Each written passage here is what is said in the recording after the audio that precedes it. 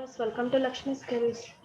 ఈరోజు మనం చూద్దాము ఎంఎస్ వర్డ్లో లైన్ స్పేసింగ్. సో ఒక పేరాకి మనం లైన్ స్పేసింగ్ విత్ షార్ట్ కట్కి వితౌట్ షార్ట్ కట్కి మనం ఏ విధంగా మనం లైన్ స్పేసింగ్ తీసుకోవాలో నేను ఈరోజు మీకు ఎక్స్ప్లెయిన్ చేస్తాను. సో ఫస్ట్ ఆఫ్ ఆల్ వచ్చేసి ఇక్కడ మనకు ఎంఎస్ వర్డ్ డాక్యుమెంట్ ఉంది కదా. సో ఈ MS word document rand enter shift bracket open close enter చేస్తే మనకి ఈ విధంగా పారాగ్రాఫ్ వస్తుంది. ఇన్ కేస్ మీకు ఇంకా ఎక్కువ పారాస్ కావాలి అని అనుకుంటే మనం ఇక్కడ equal sign rand shift bracket open example నాకు ఇక్కడ ఒక 7 పారాస్ కావాలి కాబట్టి 7 ఎంటర్. చూడండి మనకు వచ్చేసిందో ఈ విధంగా మనము ర్యాండ్ ఫార్ములా యూజ్ చేసి ఎంఎస్ వర్డ్ లో డిఫాల్ట్ పారాగ్రాఫ్స్ ని మనం ఇన్సర్ట్ చేసుకోవచ్చు. అండ్ ఇప్పుడు మనం లైన్ స్పేసింగ్ అంటే ఏంటి, బేసికల్లీ 2 లైన్స్ కి మధ్య ఏదైతే గ్యాప్ ఉంటుందో దాన్ని లైన్ స్పేసింగ్ అంటారనమాట. ఓకేనా. సో ఇక్కడ వచ్చేసి ఫస్ట్ ఆఫ్ ఆల్ మనం లైన్ స్పేసింగ్ తీసుకోవాలి అంటే ఇప్పుడు నేను ఈ పారాగ్రాఫ్ లో ఉన్నాను కాబట్టి ఓన్లీ నాకు ఇప్పుడు నేను షార్ట్ కట్ కి యూజ్ చేస్తాను Ctrl+2.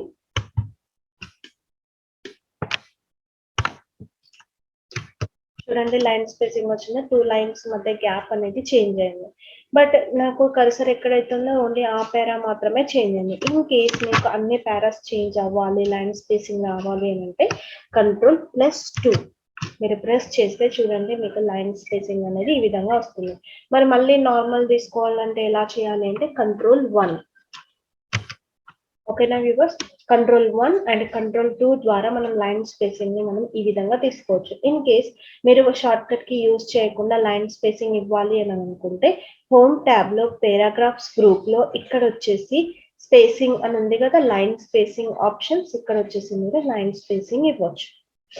అర్థమైన వ్యూవర్స్, ఇది మనం ఎప్పుడు యూజ్ చేస్తాము రియల్ టైంలో అని అంటే ఏదైనా మీరు రెజ్యూమ్ ప్రిపేర్ చేస్తున్నారు, లేదంటే ఏదైనా చిన్న డాక్యుమెంట్ అంటే జస్ట్ ఇన్స్ట్రక్షన్స్ పర్పస్ మీరు డాక్యుమెంట్ క్రియేట్ చేస్తున్నప్పుడు మీరు ఈ లైన్ స్పేసింగ్ ని యూజ్ చేసి మీరు చేసుకోవచ్చు. అర్థమైన వ్యూవర్స్, సో ఈ విధంగా మనం లైన్ స్పేసింగ్ ని ఏదైనా డాక్యుమెంట్స్ క్రియేట్ చేసేటప్పుడు మనం యూజ్ చేయొచ్చు. ఒకవేళ కనుక మీకు ఈ వీడియో నచ్చినట్లయితే తప్పకుండా లైక్ చేయండి, షేర్ చేయండి, సబ్స్క్రైబ్ చేయడం మాత్రం మర్చిపోకండి. Thank you so much.